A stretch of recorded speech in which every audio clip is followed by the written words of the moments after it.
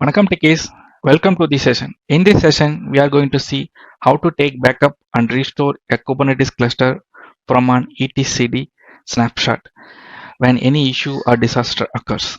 So apparently, this demo will be based on CKA exam manner. Hence, we will refer the Kubernetes document only to the to perform this task. So, which will help you to short out the time during the exam as well. So to move on, as a prerequisite, we have set up Kubernetes cluster inside the DigitalOcean cloud platform.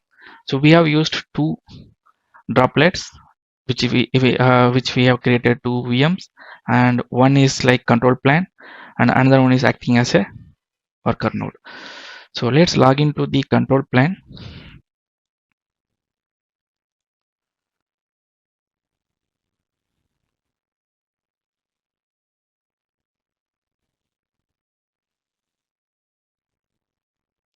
So here, this is a control plane. Here we have already set up. Also, two parts are running sample to take backup and showcase like that. So kubectl.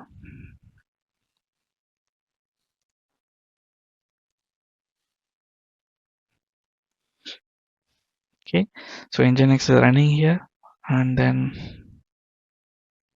so overall nodes svc deployment further parts. So we have two nodes, one is control plane and then other one is node 2 is worker node. Further we have service like cluster ip and node port, as well as deployment, which is nginx2 one by one it is running, as well two parts is also running. So now if we come here,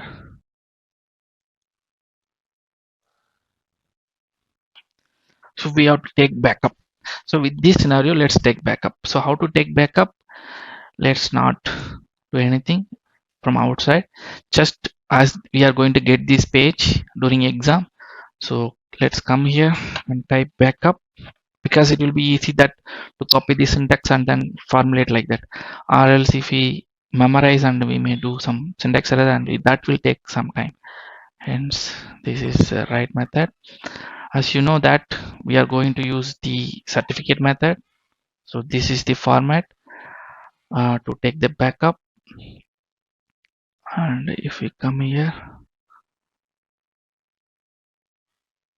so this is the, so first is that etc which version you are using, you have to identify, and then accordingly you have to pass this variable every time. So better you can put it as a um, like this export, it is here, so that will help every time you no need to pass it.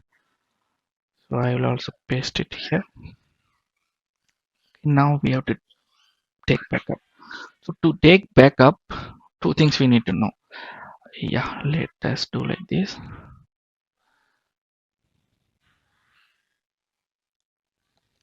Okay, let's copy the command from here.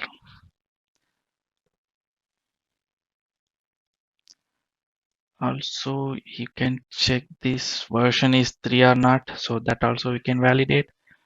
etctl tctl hyphen version. So hyphen version is the command. Yeah, here itself version is there, 3.2 only, but hyphen version is not there. This is the version command. Version, okay, just version.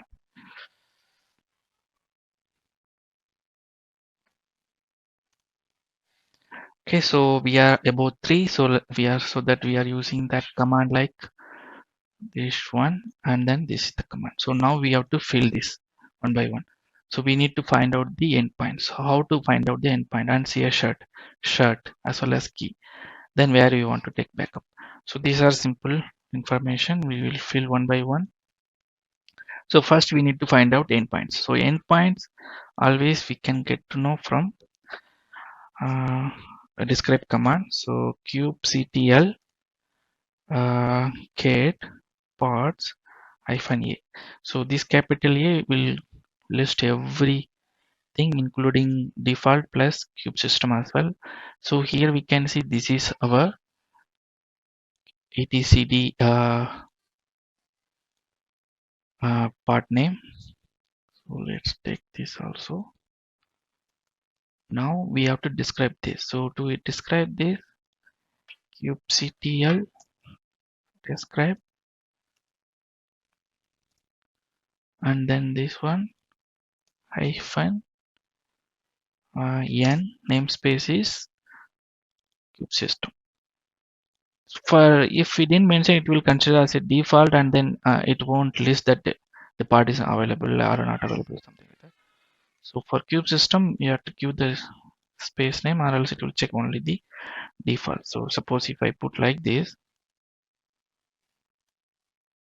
it will tell that doesn't exist. So for that purpose, we have to give -n and then namespace.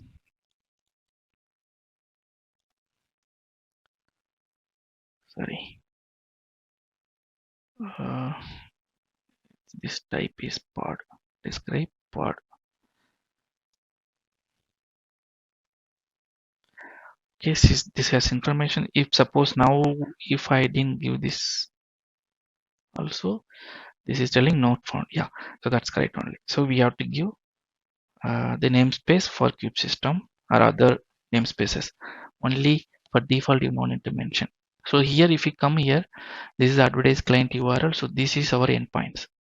So just copy this and fill it here, and then CA shirt. So CA shirt is here. No, this is not CA shirt. Where is CA shirt? Key file is here. That's our CA file. Yeah, this is CA shirt.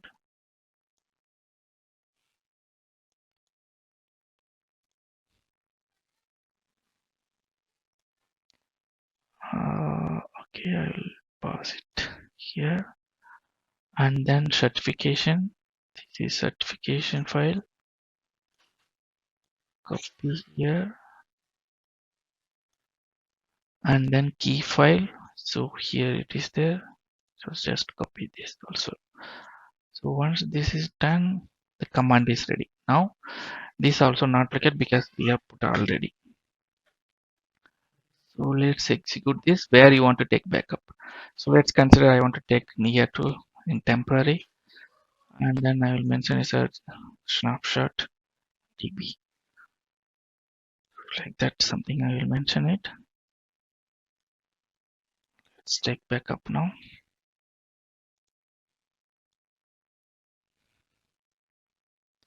So snapshot is ready now. That means backup is done. So now rest of the part is restore. So db, so it is 3.8 MB only.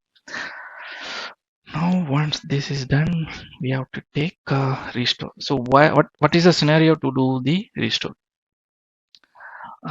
Restore can be when everything gone or completely the cluster is destroyed, or some part of parts destroyed. So those conditions and all, it is required. Now destroying the complete cluster and creating is another task that will take another 30 minutes. So let us do one thing only. We will delete the parts. So delete the parts, like for restore version, just we have to delete everything under the defaults only. Let's delete under namespace default, because there only our nginx is running. So let's delete now. Kubectl delete all. So before that, I will show you what we are going to show.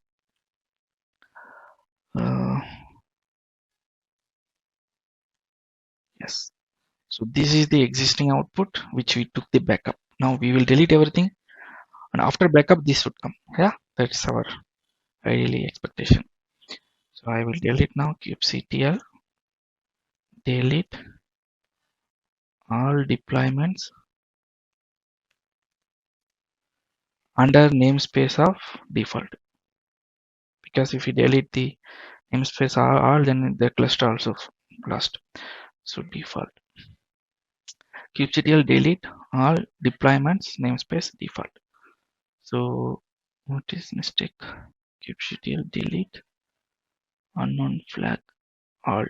Yeah, in that all we have to put one more hyphen. Yeah, then so also we have to delete this svc. Let's delete that also.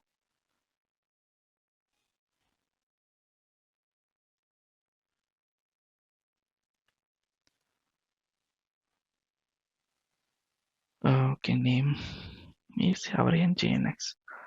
So this is the service we are deleting, nginx. Okay, so delete it. Now let's see what is available.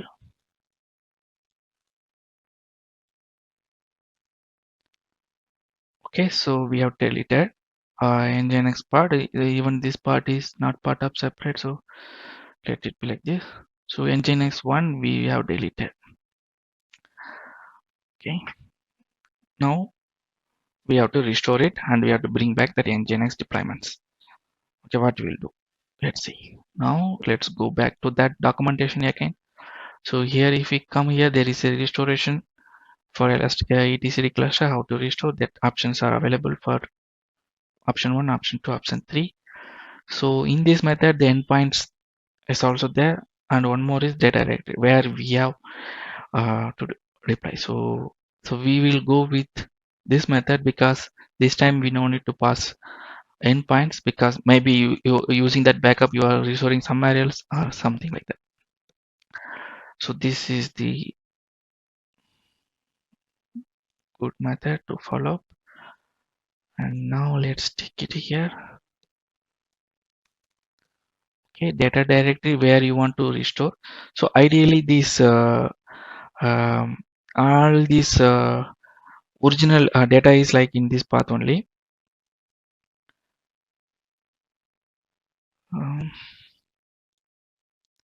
Cd var lib etcd. So this is the path we usually give because here if we see path where lib etcd host path is where lib etcd. So now let us take cd etc kubernetes and manifesto. So this case is like cd manifesto. So this is the most of the important configurations available for API server, scheduler and controller, and then etcd part. So we are playing with etcd. So let's open the etcd.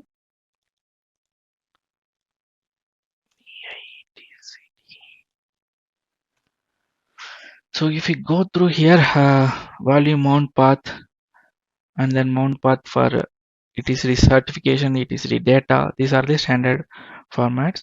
So we are not changing because that is parts inside the path. So inside the path, now we are in the host path.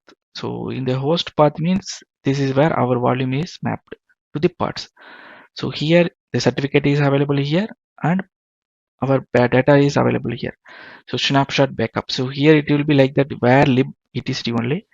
As we have used snapshot backup, suppose previously I had tested. So this is the reason here the path is like that. So suppose I want to change it to some other path. So let me put like this snapshot. I'm storing it to 2. Okay, under this path I would like to bring the new parts where I will put all the updates. So this is the path I would like to put.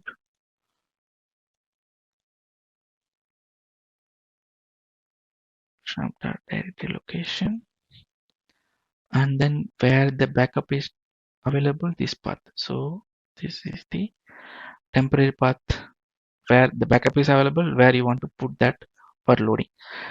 Now if I change it, this will dynamically automatically once the file got changed, it will automatically load that. So I will not do any changes,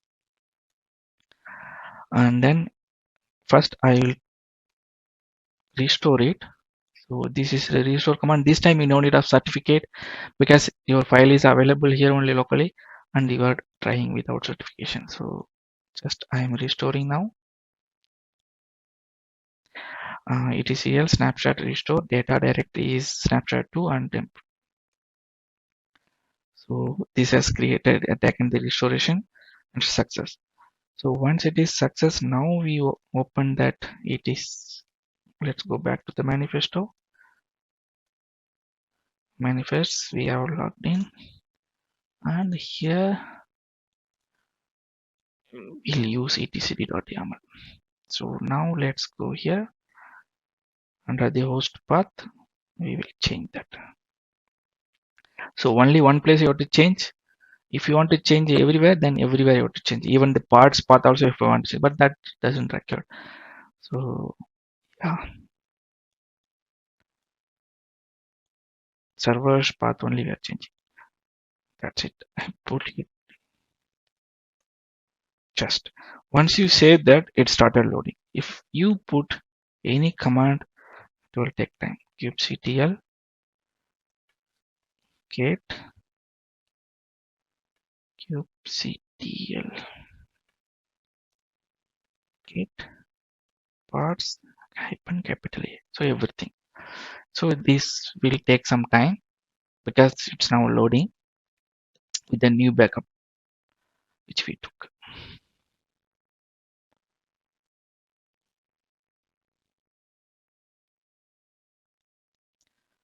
Okay, it got timed out. So that means it's still loading. Let's try again.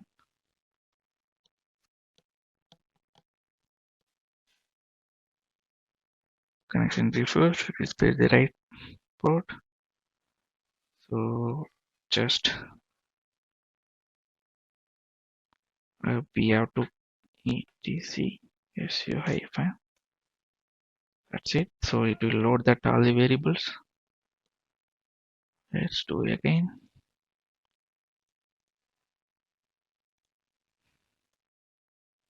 Okay, so it started again.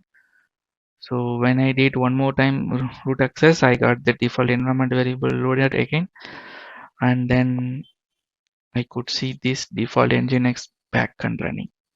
And even if you see here, this etcd still it is showing pending. So it will take some time, but we got that backup is success and restore also success.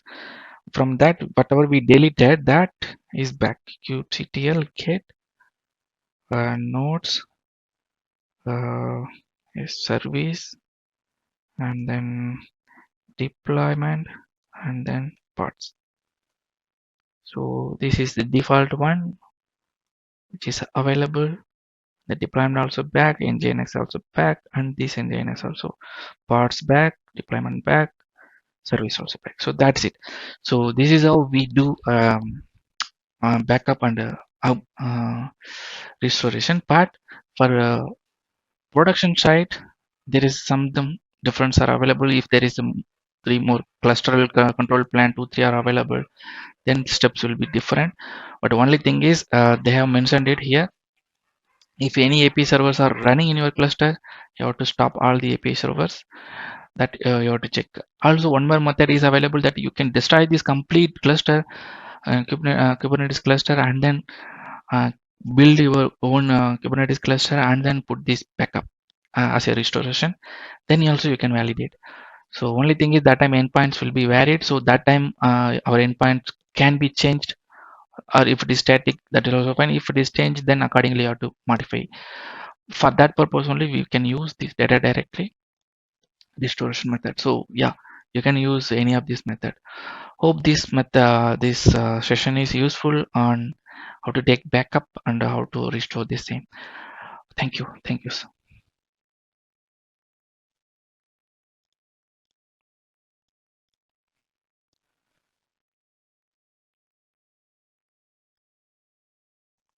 Just to add on here, So after some time also it was showing as pending. So in case if it is showing pending, the document says that uh, we recommend restarting any components like kube scheduler, kube control manager, kubelet, everything in case if any issue occurred, as well as stop all API server instance which we have discussed for production concerns. So likewise here, if I wait for some time, this still shows as pending only. So what usually we can do is like we can delete it. So that means restart. So we can delete it. So it will automatically, so write parts, it will automatically restart it. So we delete that, and then again I put for a list, and then I could see that it started with sorry, what is that, not found. Now we have deleted, because for deletion, if you didn't specify the namespace, that will consider as a default, and in default this etc is not sitting. This is a static one. Under cube system it is there. So now we have deleted, and then further if I get for all parts list, and then I'm getting where is that cube scheduler, it's not there, and Ubuntu. So etc Ubuntu, it is started with the 4 second, and again it's a pending. After some time if I check it, it will become running. So that is how we can check it, and then it will start run. So in case if any concerns, then we have to it recommends that restart that component.